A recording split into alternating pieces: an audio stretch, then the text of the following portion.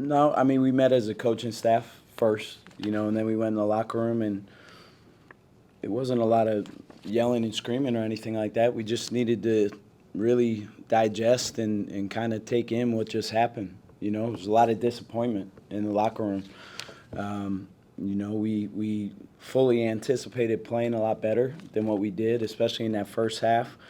But I have to first give a lot of respect to Utah State.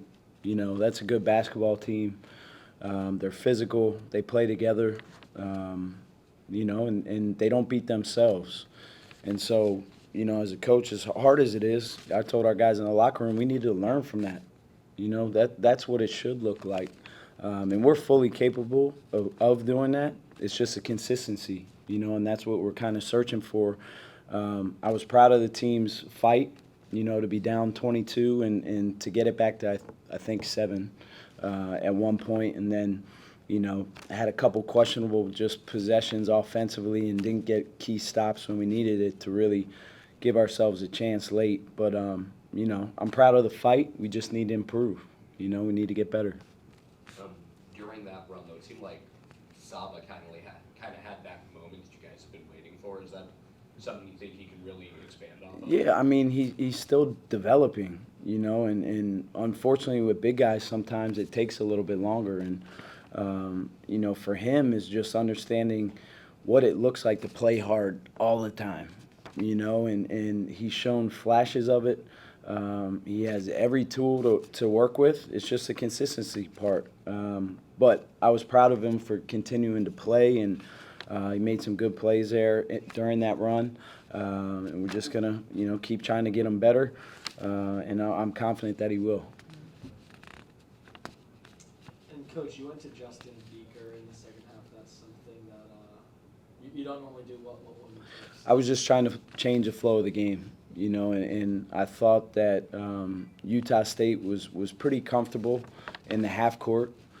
So we went smaller. We played 4 guards and tried to speed the game up and not to let them be comfortable and execute in the half court. And I talked about Justin a lot in the locker room. He's a guy who does not normally play a lot for us, but stays with it, has a great attitude, is a great teammate. So I have a lot of respect for him, when his name was called to just come into the game and he played his butt off. Was he perfect?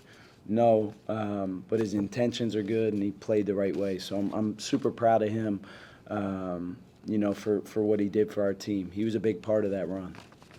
And coming into the Utah State, they obviously shoot very well. Today they only shot 26%, but they still scored 82 points. What did you see on defense? Yeah, I mean, we followed what our defensive game plan was to try to limit them from 3. For a team that averages 13 made threes a game and is shooting 50% from 3, we handled the first part of what we talked about. The second part was you got to be really physical and fight the drive, when they start to play downhill, and we didn't do a good enough job of that.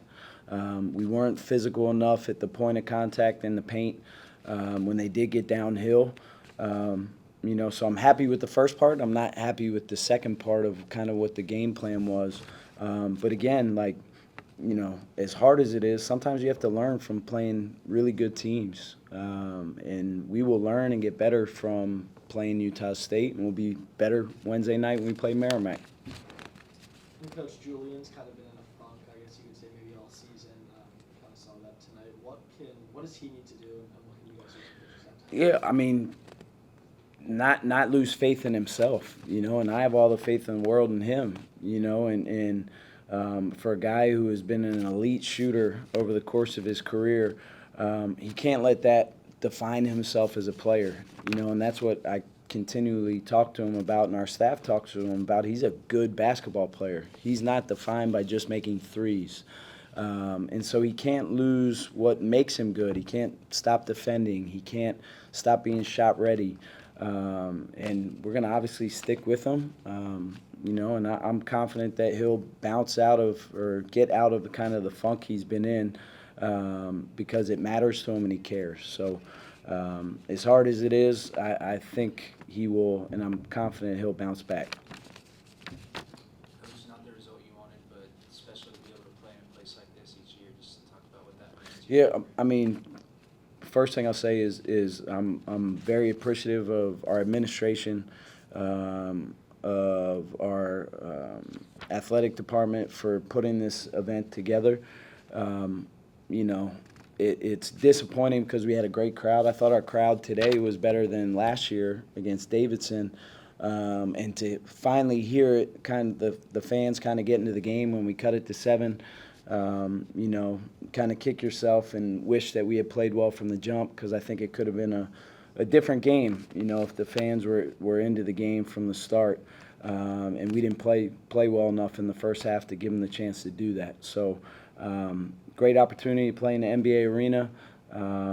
You know, and any chance we do have to do this, you know, we'll continue to take advantage of it.